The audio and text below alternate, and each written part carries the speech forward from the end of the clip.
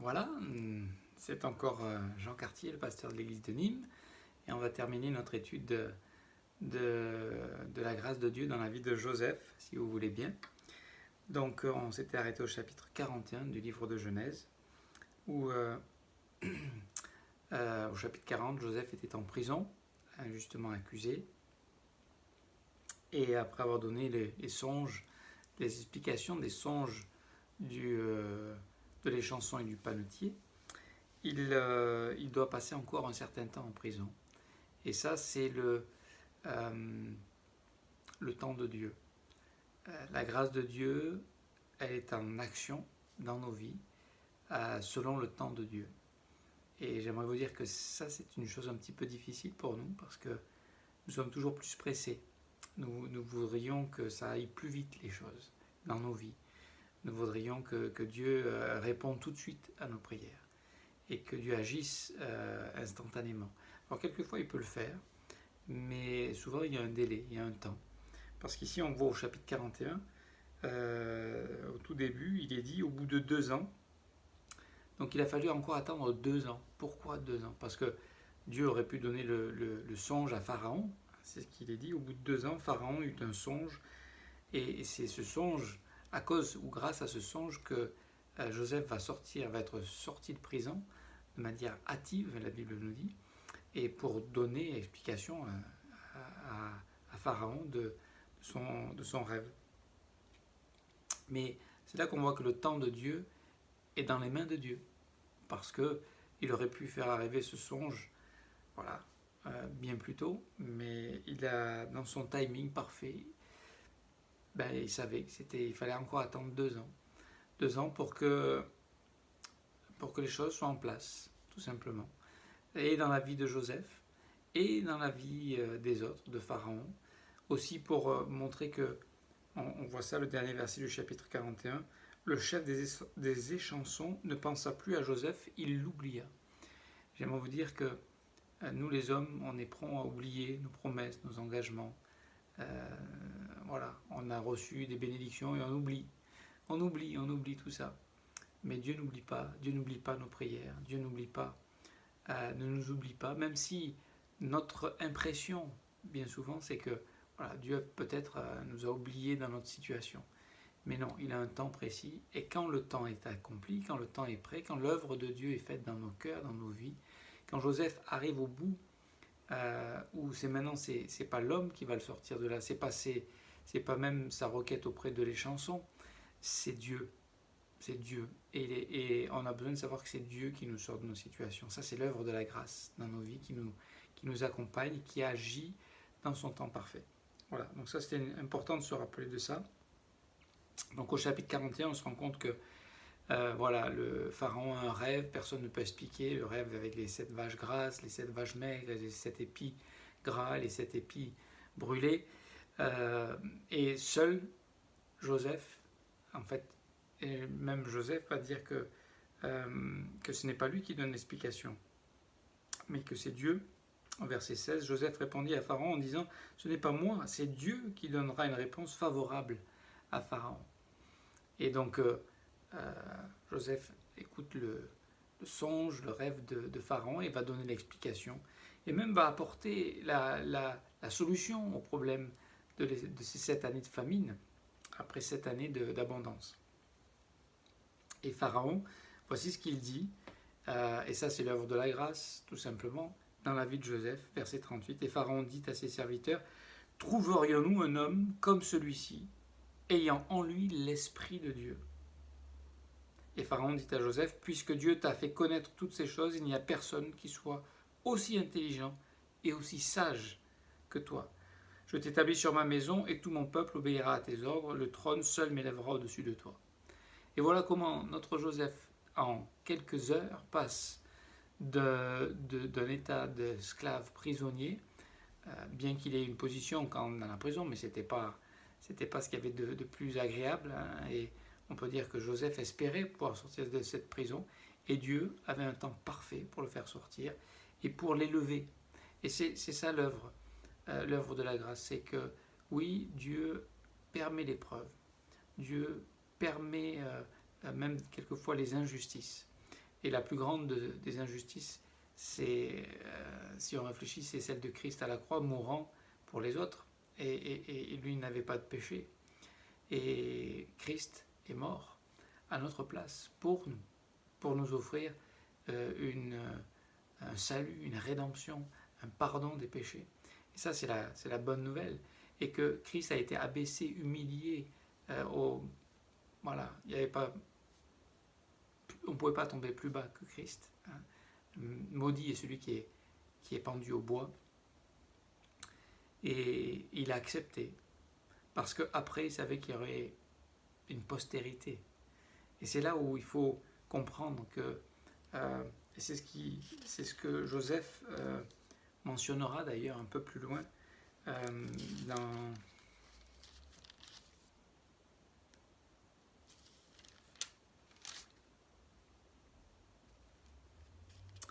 au verset 5 du chapitre 45, il dit « Maintenant ne vous affligez pas et ne soyez pas fâchés de m'avoir vendu pour être conduit ici, car c'est pour vous sauver la vie que Dieu m'a envoyé devant vous. » Et on a besoin de réfléchir à ça. Et c'est Genèse 45, 5. Dieu permet les épreuves dans nos vies pour qu'on puisse à notre tour être un outil dans les mains de Dieu pour le salut des autres. Et si on n'a pas cette perspective qu'a eu Joseph, eh bien on va être amer, on va être en colère, on ne va pas comprendre le plan de grâce de Dieu dans notre vie si on n'accepte pas de comprendre que nos souffrances seront source de salut pour les autres. Et la délivrance que Dieu va opérer dans notre vie sera source d'encouragement, d'édification, de révélation du cœur de Dieu, du plan de Dieu, de l'existence de Dieu. Et Dieu est concerné par une chose. En Timothée 2,4, il est dit que Dieu veut que tous les hommes soient sauvés. Ça, c'est son désir. Il veut que tous soient sauvés. On sait bien que tous ne seront pas sauvés parce que tous ne veulent pas être sauvés. Tous ne veulent pas accepter son offre et son cadeau. Mais Dieu a payé pour que tous, dans Jean chapitre 2 et verset 1, il est la victime expiatoire pour les péchés du monde entier. Donc la dette pour le péché de tous les hommes, de chaque homme, la dette entière a été payée. Maintenant, cette offre, ce cadeau, pour qu'il soit efficace, doit être accepté par la foi, par les personnes. Et si les personnes ne veulent pas ce cadeau, eh bien s'ils refusent Dieu, s'ils refusent l'amour de Dieu, le pardon de Dieu, la grâce de Dieu, ils sont déchus de la grâce quelque part. Ils ne seront pas au bénéfice de ce cadeau. Et voilà. Donc, comprenons bien, et Joseph, ça l'a appris, il a compris, que ces épreuves que Dieu permet dans nos vies, c'est pour qu'on puisse être un outil de salut dans la vie des autres. Voilà, pour participer, parce que c'est Dieu qui sauve, nous. C'est l'œuvre de Dieu de convaincre de péché, de justice et de jugement, du Saint-Esprit, mais Dieu nous utilise pour être des lumières, pour être le sel de la terre. Et acceptons ce plan de grâce, même si quelquefois il est difficile et nous ne le comprenons pas et nous souffrons des injustices. Mais après ça, il y a un jour de rédemption. Et j'aimerais qu'on compare deux choses. La vie de Joseph, qui a accepté le plan de grâce et qui a souffert des choses tragiques, et la vie de ses frères, qui ont rejeté quelque part pendant un certain temps cette grâce, et qui ont voulu se faire justice, qui ont voulu régler les choses à leur manière. Et on voit ce contraste entre ces 10 frères qui ont comploté pour carrément vouloir supprimer Joseph.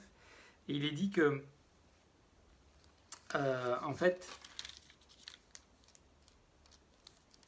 on arrive au chapitre 42, donc là, le temps de la famine arrive, et Joseph, lui, est maintenant en charge comme Premier ministre en Égypte. Il a récolté en abondance 1/5 du blé pendant les 7 années d'abondance. Et donc maintenant, tous les pays alentours qui souffrent de la famine viennent chercher du blé en Égypte, parce qu'il y a du blé en Égypte. Grâce à qui? Grâce à Dieu, bien sûr, et grâce son serviteur Joseph, qui est là pour le salut même de l'Égypte. On est là pour le salut et la bénédiction même de ceux qui ne connaissent pas Dieu et qui ne veulent pas Dieu. Et ça, c'est la grâce de Dieu qui va au-delà encore. Personne ne pourra s'attaquer à la grandeur du plan et des perfections de ce plan de grâce qu'il a offert à l'humanité. Parce que Dieu aura pourvu, même pour ceux qui l'ont rejeté et qui ne veulent pas de lui. Donc, chapitre 42, les frères vont partir en Égypte.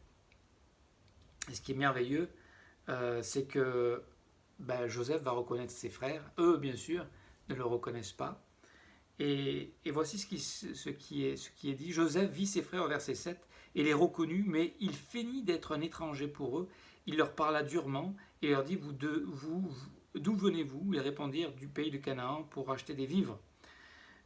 Joseph reconnut ses frères, mais eux ne le reconnurent pas. Et ils viennent et ils se prosternent au verset 6 devant lui. En fait, l'accomplissement des promesses, des songes, des rêves que avait eu Joseph sont en train de se faire.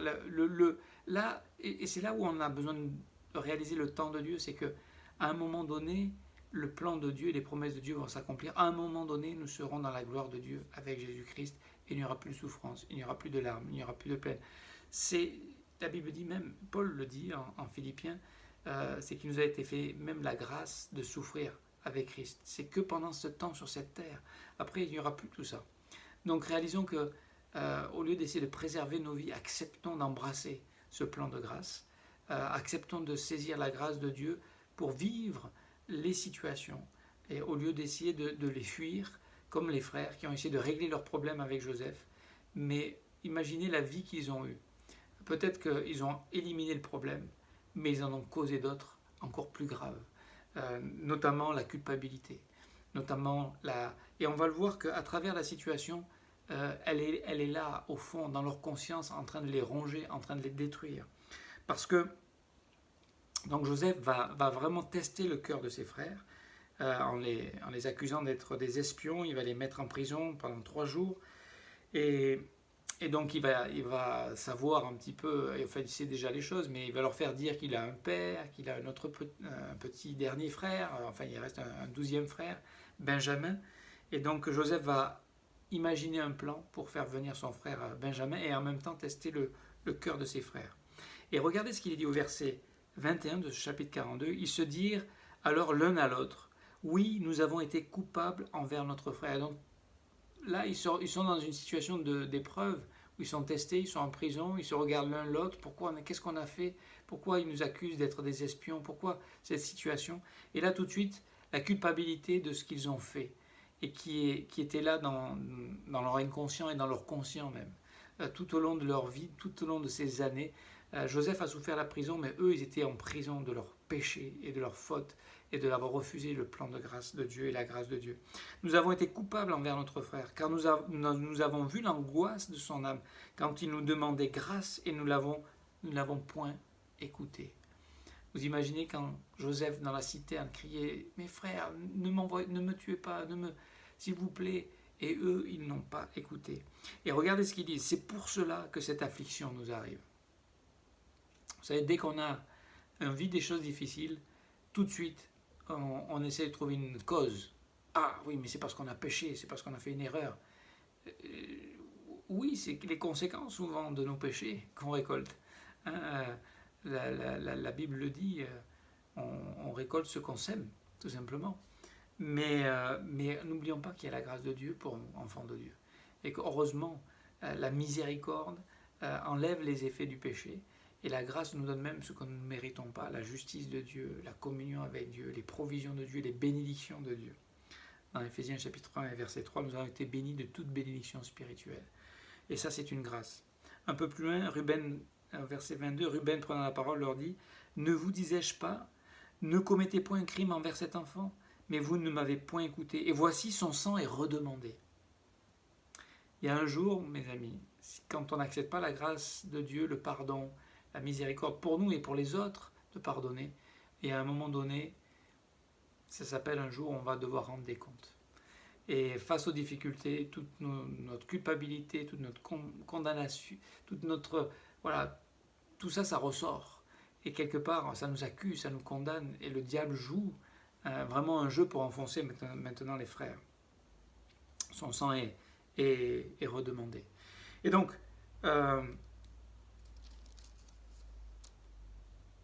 finalement, Joseph va dire, ok,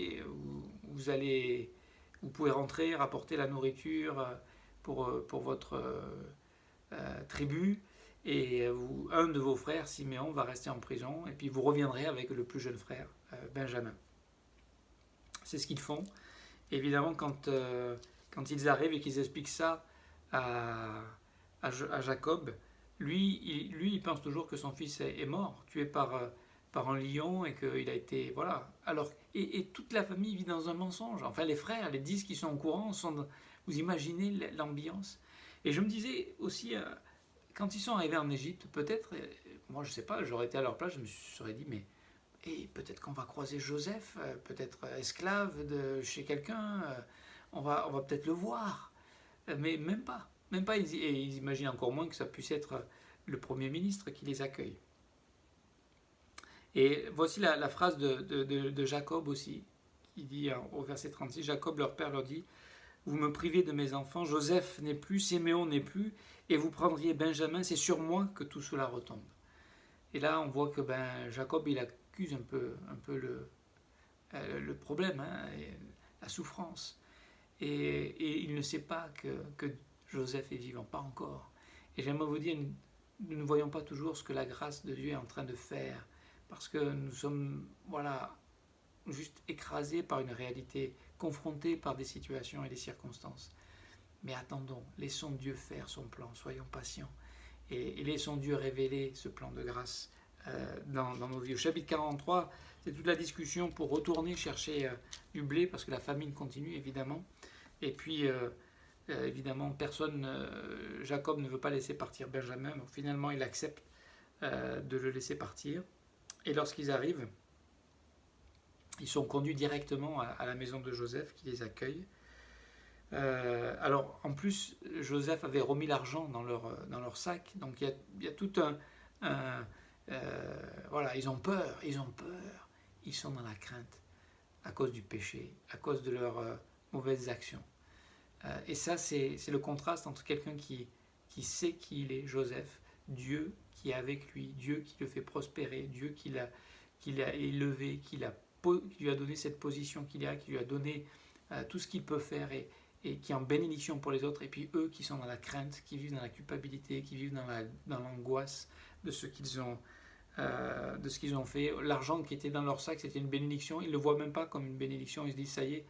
Au verset 18 du chapitre 43, il dit « Ils eurent peur lorsqu'ils furent conduits à la maison de Joseph, et ils dirent « C'est à cause de l'argent remis l'autre fois dans nos sacs qu'on nous emmène, c'est pour se jeter sur nous, se précipiter sur nous, c'est pour nous prendre comme esclaves et s'emparer de nos âmes. » Vous voyez comment on vit quand on n'est pas dans le repos de la grâce de Dieu, de l'œuvre accomplie.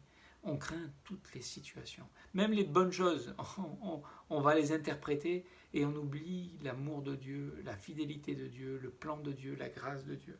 Et ça, c'est tellement triste. Donc, après l'accueil de l'intendant, au chapitre 23, il dit « L'intendant répondit que la paix soit avec vous, ne craignez rien. C'est votre Dieu, le Dieu de vos pères, qui vous a donné un trésor dans vos sacs. Votre argent m'est parvenu. » Et il leur amena Siméon. Donc, et voilà, juste de voir que ce qu'on a besoin, c'est d'une parole de Dieu, d'une promesse de Dieu. Et combien on a besoin de la parole de grâce, qui nous rassure, qui nous réconforte. Ne craignez pas, ne crains pas, ne crains pas, ne crains pas. Donc, il se prosterne encore devant au chapitre 43, verset 28, il répondit « Ton serviteur, notre Père, est en bonne santé, il vit encore. » Et ils s'inclinèrent et se prosternèrent. Joseph leva les yeux et jetant un regard sur Benjamin, son frère, fille de sa mère, il dit « Est-ce là votre jeune frère dont vous m'avez parlé ?» Il ajouta « Dieu te fasse miséricorde, mon fils. » Ses entrailles étaient émues pour son frère et il avait besoin de pleurer. Il entra précipitamment dans une chambre et il pleura. Et donc là, il va y avoir encore tout un temps avec ses frères. Et puis, il renvoie tout le monde. Et puis, il met sa coupe. Il demande à son serviteur de mettre sa coupe dans le sac de son frère Benjamin. Et voici que les frères repartent finalement rassurés. Et Voilà, et tout s'est bien passé. Ils ont donné, ils ont fait des présents, ils ont payé, voilà. Et puis finalement, l'armée de Pharaon rejoint cette troupe et les arrête et ils disent, ben voilà, quelqu'un d'entre vous a volé la coupe dans laquelle, la coupe de Joseph dans laquelle il arrive à deviner les choses à venir, les songes, expliquer les rêves. Et donc, bien sûr, il dit, celui sur qui sera la coupe, voilà, il sera votre esclave si vous trouvez cette coupe, parce que pour eux, personne n'a fait une chose pareille, évidemment, puisque c'est le serviteur de Joseph qui a mis ça dans le sac. Et donc, ils reviennent tous, ils remballent leurs affaires, après avoir tout déballé, on trouve la coupe, évidemment, dans le sac de Benjamin, ils reviennent, et là, on se rend compte aussi, malgré le cœur, malgré la culpabilité, malgré tout ce que ses frères ont vécu et ont fait, et toutes les discussions qu'ils ont dû avoir en cachette quelque part, hein, juste entre eux. On en a vu une partie, hein, ils se disent, voilà, le sang de notre frère est redemandé, donc chaque fois qu'il y avait une difficulté, ben voilà, c'est à cause de ça, c'est à cause de notre péché, c'est à cause de notre bêtise, c'est à cause de notre folie. Mais oui, ils ont fait des choses horribles, et notamment, voilà, inexcusables, je dirais même. Mais l'œuvre de Dieu et la grâce de Dieu dans la vie de ces hommes était là. Et leur attitude vis-à-vis de Benjamin, qui est toujours le préféré, le chéri de Jacob, maintenant il a remplacé Joseph, qui est mort pour Jacob, leur attitude est différente maintenant vis-à-vis de lui. Ils ont vu la souffrance de leur père, ils sont la cause de la souffrance, du deuil qu'a vécu Jacob pendant des semaines, des mois, même des années, et dans la peine qu'il a toujours. Mais leur attitude vis-à-vis de Benjamin, c'est que, et Judas va prendre la responsabilité, au verset 16 du chapitre 44, que dirons-nous à mon Seigneur? Comment parlerons-nous? Comment nous justifierons-nous? Dieu a trouvé l'iniquité de tes serviteurs, nous voici esclaves, et mon Seigneur, de mon Seigneur, et celui sur qui s'est trouvée la coupe. Donc ils expliquent tout ça, et un petit peu plus loin,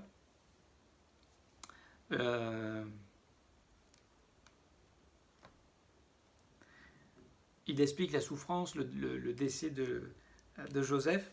Et au verset 33, il dit « Permets donc, je te prie à ton serviteur, de rester à la place de l'enfant comme esclave de mon Seigneur, et que l'enfant remonte avec ses frères. Comment pourrais-je remonter vers mon Père si l'enfant n'est pas avec moi? Ah, que je ne vois point l'affliction de mon Père. » J'aimerais vous dire que quand on vit dans le péché, on souffre. Et on voit la souffrance. Et on vit la souffrance. Et on vit la souffrance, peut-être dont on a été la cause des autres.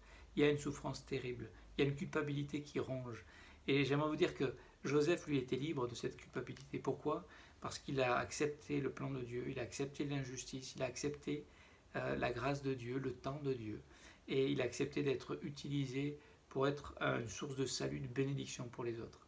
Et voici que ses frères, eux, vivent dans la crainte, vivent dans la culpabilité. Mais malgré tout, Dieu a travaillé leur cœur, a commencé à changer leur cœur. Et leur regard sur Benjamin, c'est pas de dire, ah bah oui, on va se débarrasser encore du petit préféré, et puis nous, non. Ils ont grandi, et ça c'est la grandeur de la grâce de Dieu, c'est que voilà, pour celui qui l'accepte, elle ouvre un plan extraordinaire. Pour celui qui lutte encore avec elle, elle va travailler patiemment jusqu'à ce qu'on comprenne qu'on n'a pas d'autre choix que de vivre de la grâce de Dieu, que de dépendre de la grâce de Dieu, que de s'attacher à la grâce de Dieu, que de s'attendre à la grâce de Dieu.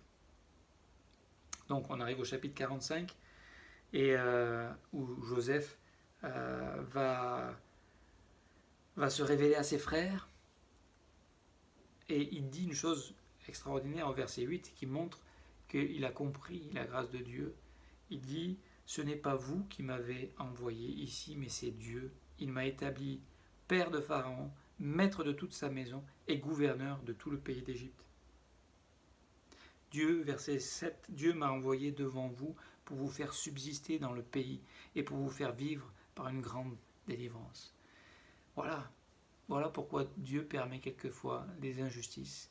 Mais son plan de grâce et sa grâce est fidèle pour travailler et dans la vie de Joseph et l'établir, et dans la vie de ses frères qui, qui à travers leurs erreurs vont apprendre à grandir et à changer aussi, et avoir un autre regard sur leur père, sur leur frère Benjamin, Et je terminerai, il y aurait encore beaucoup de choses à dire, mais le temps nous est compté, à la fin de ce chapitre,